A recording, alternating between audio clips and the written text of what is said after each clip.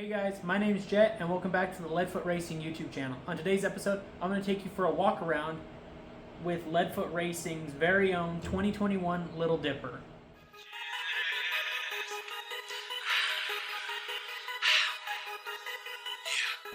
Now, the Little Dipper race car that we have, our 2021 car, was initially designed to be the first production Little Dipper race car. That's why it's a 2021 connotation. That's why it's built the way it was. However, since this car was built, and I'm actually sitting in the 2021 car, we did some drastic design changes because there were a few limitations that we just weren't happy with. And I'll touch on those briefly as we do a walk around from the 2021 car to the new 2022 and 2023 cars. But we wanted to do a redesign of the car. So this car, instead of being a promotional device, is still a promotional device, but to less of an extent.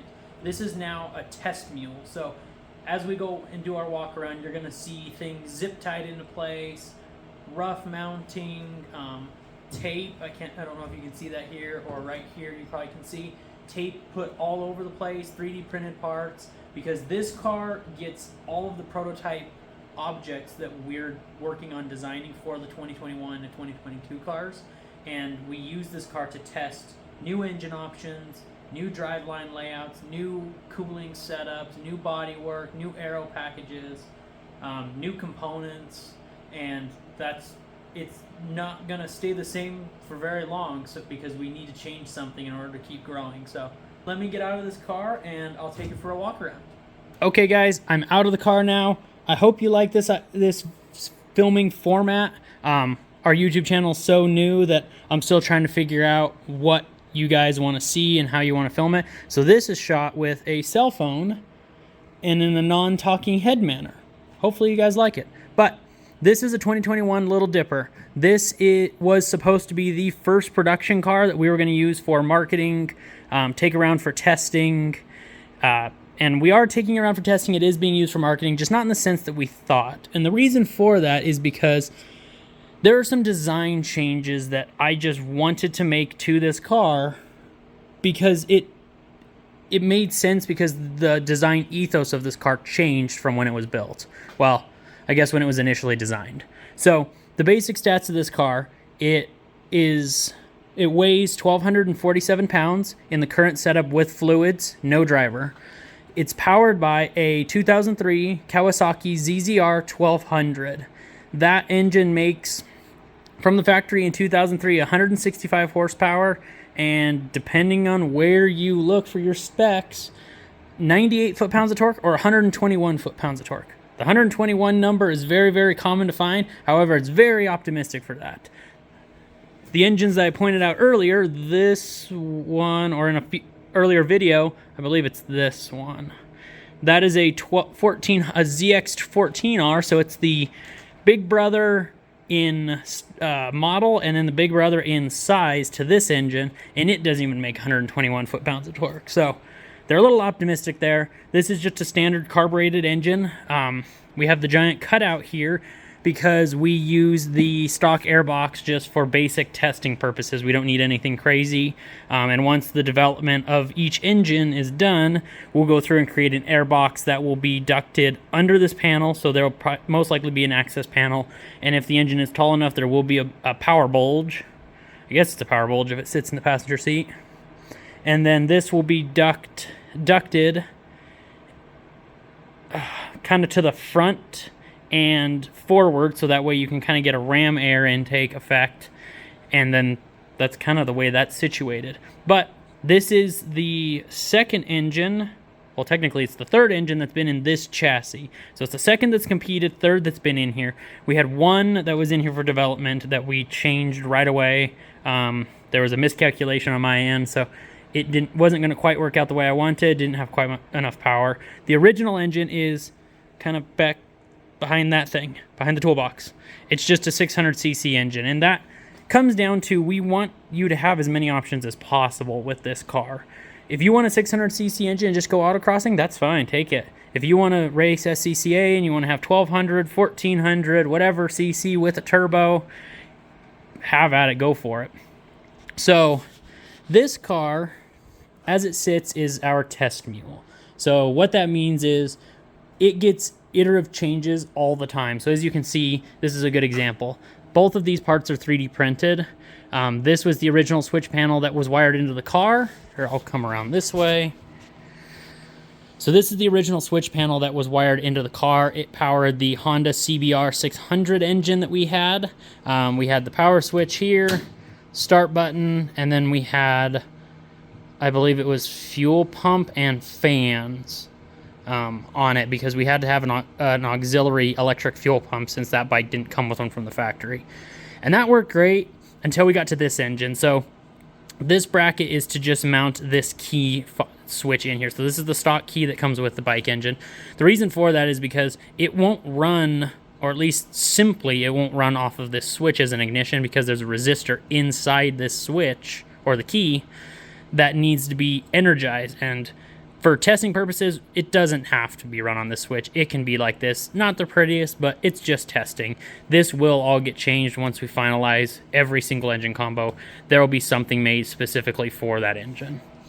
So from there, we'll go down to the cockpit. So right now, it's set up for me. We're running just a basic Kirky seat. This was picked because it was very affordable, because the name of the game is affordability. All of the stuff in here is designed to be as affordable as possible, and then it's tested in order to see if that's even feasible. So steering wheel, that was a really, really cheap steering wheel. It works just fine. However, that's not something that that's going to be in the kit, because it's a little too cheap. But the Kirky seat, it's very, very affordable. I picked this one up secondhand. It's brand new. It was brand new when I bought it, but I got it secondhand. These run $200, and no, they're not FIA or S. I think it's SFI certified. I can't remember if it's FIA or SFI. But as you can tell, this is just a thin aluminum seat, and it's pretty sturdy. Behind the 3-inch harnesses, we have a back support, and so this is an adjustable back support, because this seat, as it sits, is on sliders. So here's the slider tab, right there. This seat can theoretically slide forward and back. Obviously, that's hampering it, but that just threads in and out, and that gives you an adjustable seat with a NASA and SCCA approved back support. Because one of the things about these seats is if it's not rated from SFI or FIA, I can't remember, I'm pretty sure it's FIA actually, you have to have a back support, and it has to be in this general area, so that way when you hit a wall or run into it, doesn't collapse.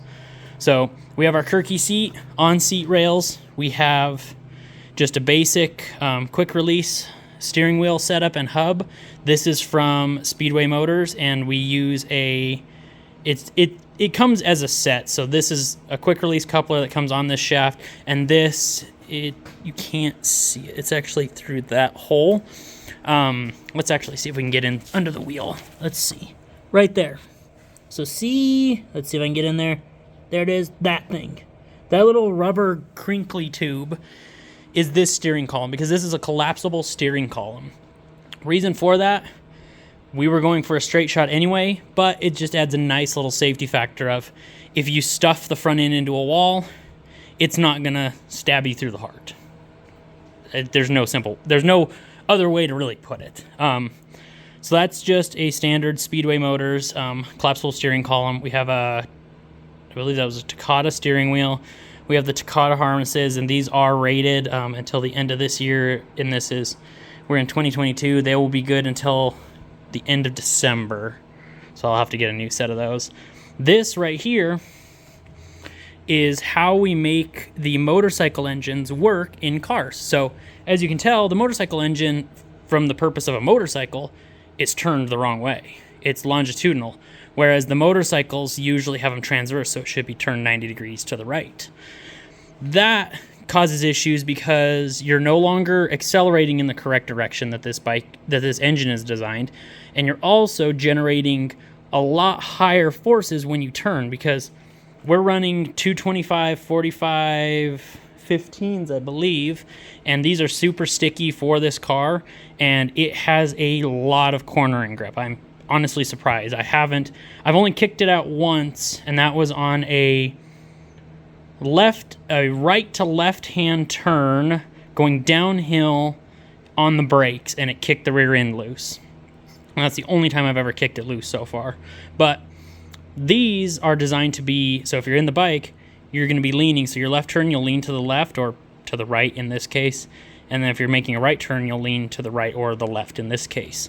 And that means that your oil slosh is very, very minimal because your forces are still essentially going downward whichever way you're turning.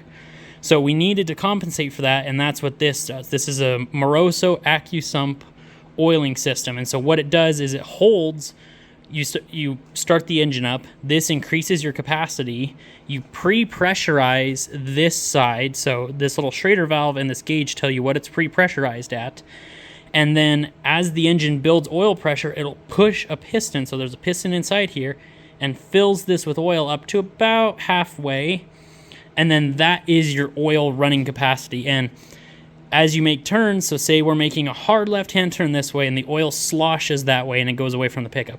This will then provide oil to the necessary components. Yes, it's not as high of oil pressure as it should be, but it will provide oil in order to keep it safe. So down here, we have a racingpedalbox.com racing pedal box. So this is a company out of Spain that we use. They make some super high quality, really nice, affordable racing pedal boxes. So that's their economy version because we don't need their fancy version. But this, with the masters and the remote mount reservoirs and the adjuster knob, because that's your bias adjuster knob, and a couple little extras that I got and an extra master, is about the same price as just the pedal box from Willwood, a pedal box, like their basic pedal box.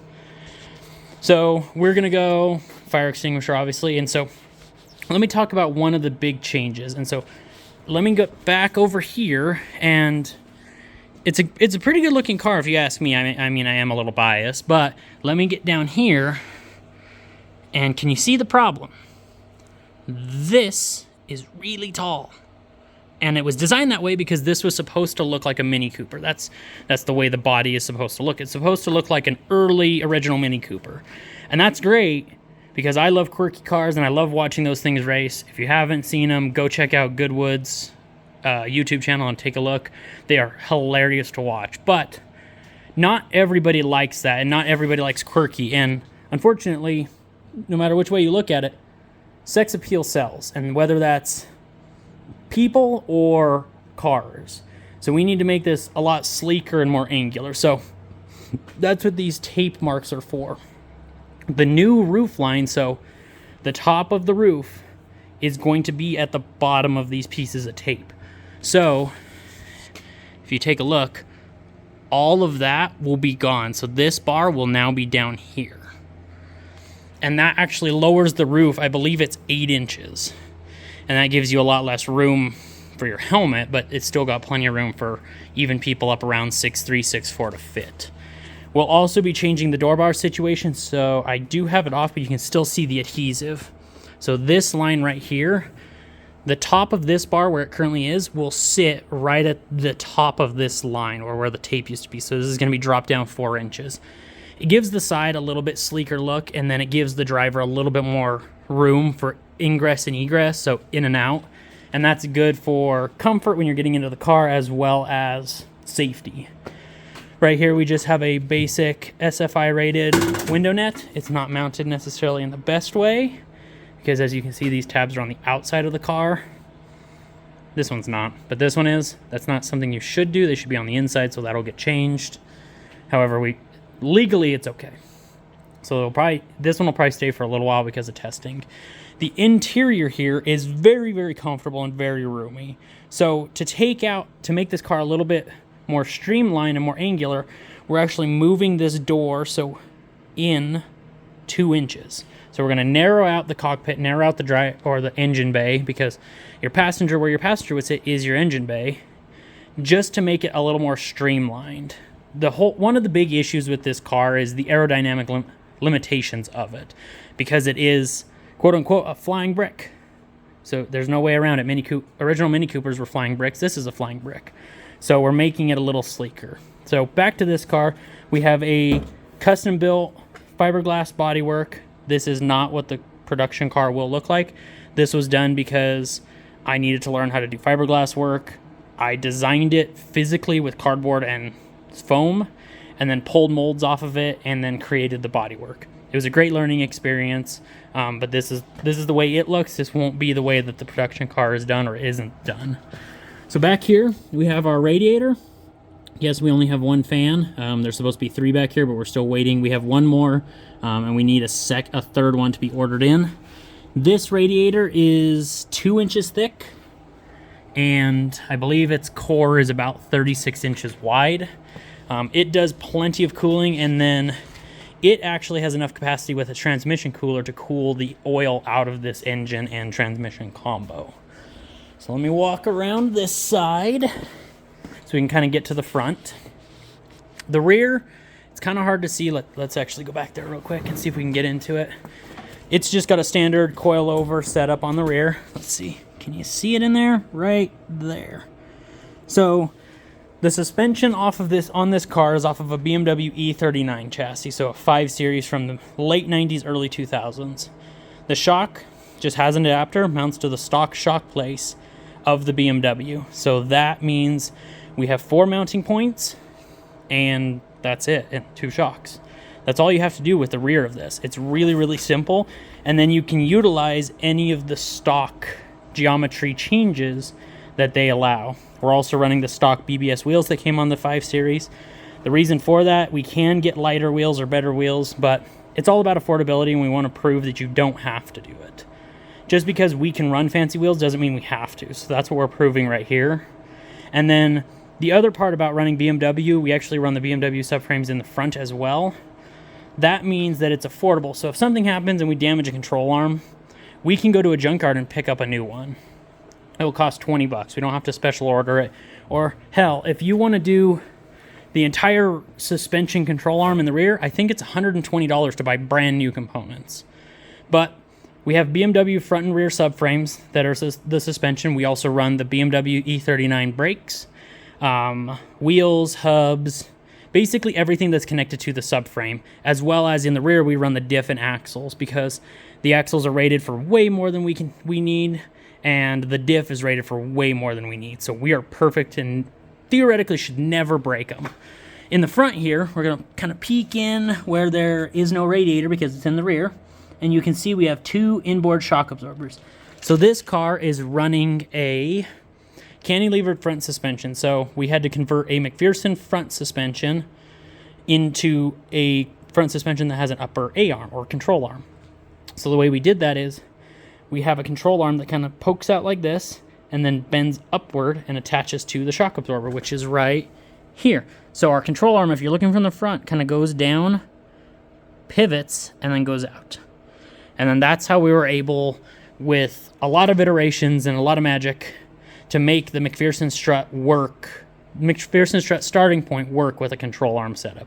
We run custom adapters on the front as well, just like the rear, to mount the control arms. We have enough camber and caster on this car to drift it as well as road race it, because we wanted people to be able to do whatever they want.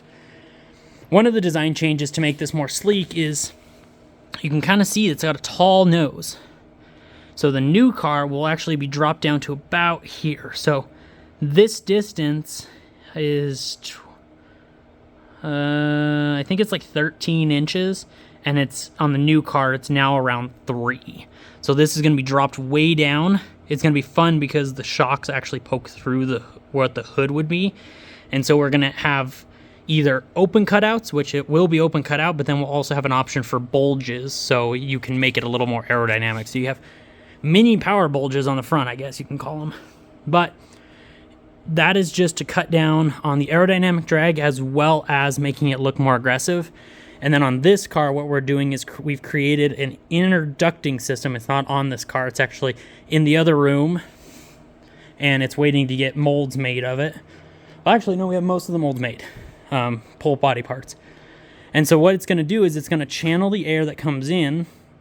It's going to turn it, push it into the engine bay, and it expands into the engine bay to fit the area, because this hole is about 1/3 of the size as the cross-sectional area of the engine bay.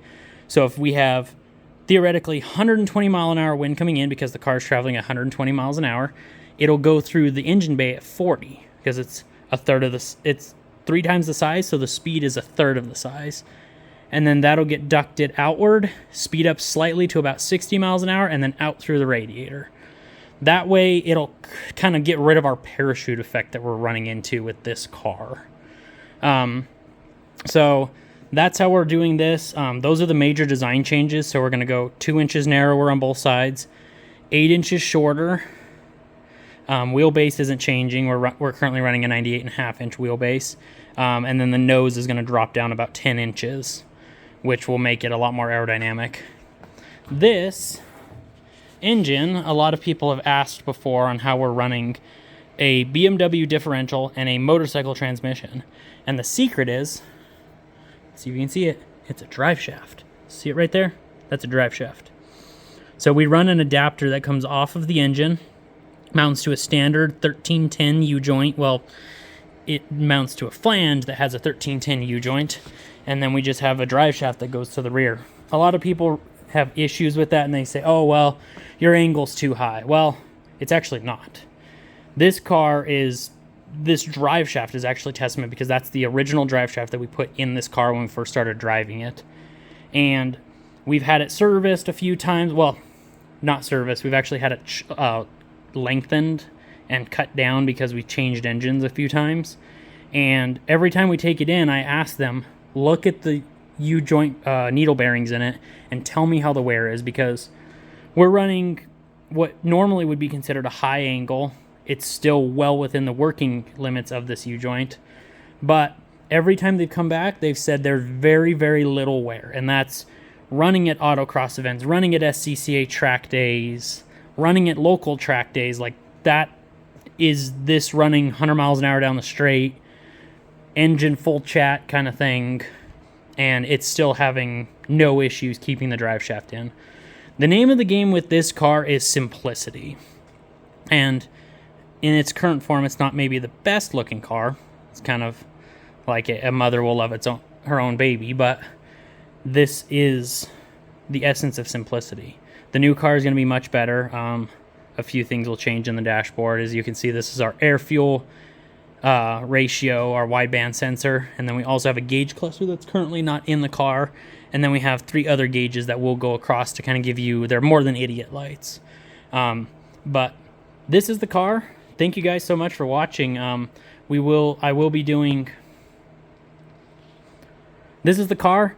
Thank you guys so much for watching. I don't want to do that. This is the 2021 Little Dipper, and that's a brief overview of the LFR 2021 Little Dipper test mule. I mean, it's kind of a wordy name, or just call us Dodge, I guess. But that's a brief overview of this car. As the videos come out, I will get more technical on these. Let me know if you guys want, in the comments below, let me know if you want a more chatty, super detailed look onto everything that we've done, or if you want just brief overviews of stuff. You don't really care about the suspension geometry or the aero or anything like that. Just let me know in the comments below. It'll make it super helpful. Let's figure this out. It'll make it super helpful when it comes to actually making content for you guys, because I need to figure out what you want, and I don't want to just ramble on if you guys don't want to hear it. I can sit here and ramble on. Man, I haven't been looking at the camera. I need to get used to that. I can sit here and ramble on for hours just because this is something that I've spent a lot of time on and a lot of thinking behind. But let me know in the comments below what kind of content you guys want regarding the Little Dipper. I will be producing more videos about it, and they will get a little more detailed. I just want to kind of see the direction that you're wanting to see. Please don't forget to like and subscribe if you want to support us trying to make racing more affordable. Please go down to the description of this video. Head over to LeadFootRacing.com. That's www.lead-footracing.com and pick up some merch, whether it's a mug or a t-shirt or even some weld kits. We make and sell weld kits so you can practice or dial in a new machine. Every dollar that you spend with us helps immensely. And thank you guys so much for watching. My name's Jet, and Stay tuned for the next episode.